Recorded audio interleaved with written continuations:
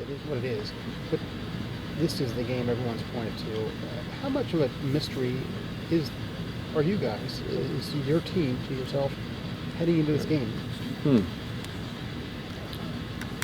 I think we found out a lot about ourselves from a toughness and mentality standpoint in Happy Valley a couple weeks ago. That was encouraging. We didn't play very good. A lot of the young guys played like young guys in a big-time atmosphere. And like I said, I think I answered the question Saturday night, but it bears repeating. Had you asked me to sign up for that and that type of outcome prior to the game, I would have said, heck no, that I wanted to win a lot differently than that. But I think in retrospect, having won the game the way that we did, knowing that we played very poorly against a really good defense in one of the most hostile environments in all of college football, with every ounce of momentum on their side, really showed a lot to us as a coaching staff about what kind of kids we're coaching, but I think showed a lot of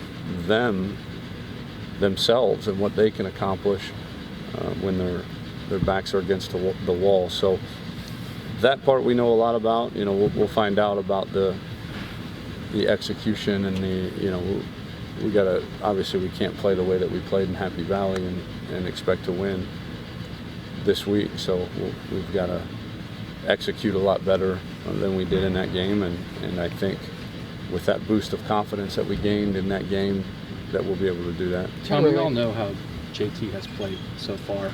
Against this defense, will he have to make any more difficult throws than... No, yes and no. We're certainly not going to ask him to be superhuman, because he's not.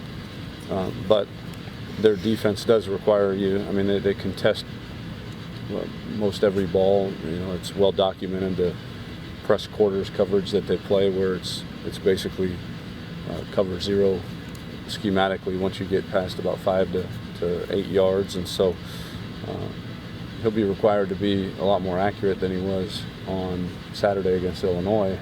But in terms of got to throw it 70 yards or got to throw it 100 miles an hour or anything like that, you don't have to do that to beat these guys in the throw game.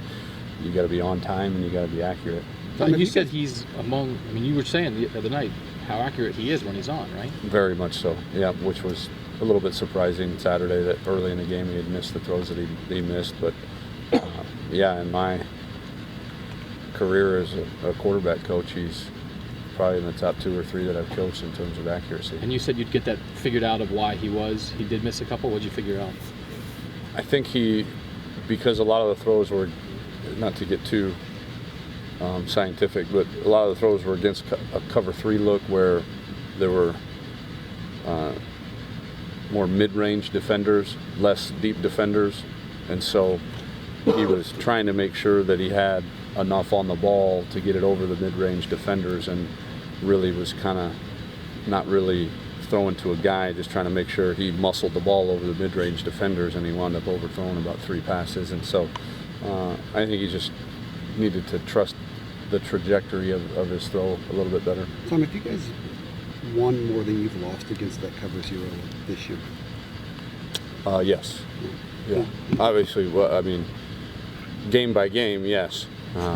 Snap by snap, maybe not, because I don't know. We saw 75 snaps of it in week 2. So, and it's a much different front and style. I don't want to make the pressure bear cover 0 is much different than 4-3 press quarters. I mean, it's a lot different. And you guys are going to see that 4-3 look. You know that's what Michigan State does, but they've also had an extra week to get ready for you.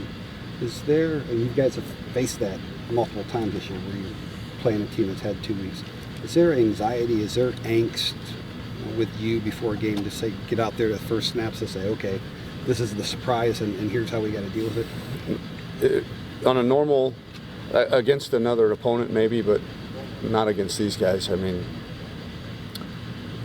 they have earned my respect because they are so good at what they do defensively, because they do the same thing over and over and over and over again. And they say, this is what we do. We're going to recruit and develop to this system.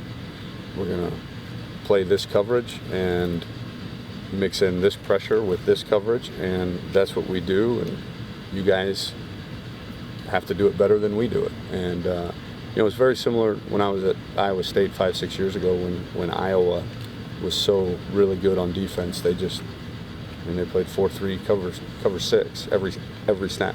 Every snap, and they just said we know the weaknesses, we know the strengths, we know the adjustments, we know you're not going to trick us with formations, you're not going to trick us with motions, you're not going to. And Michigan State's the same way.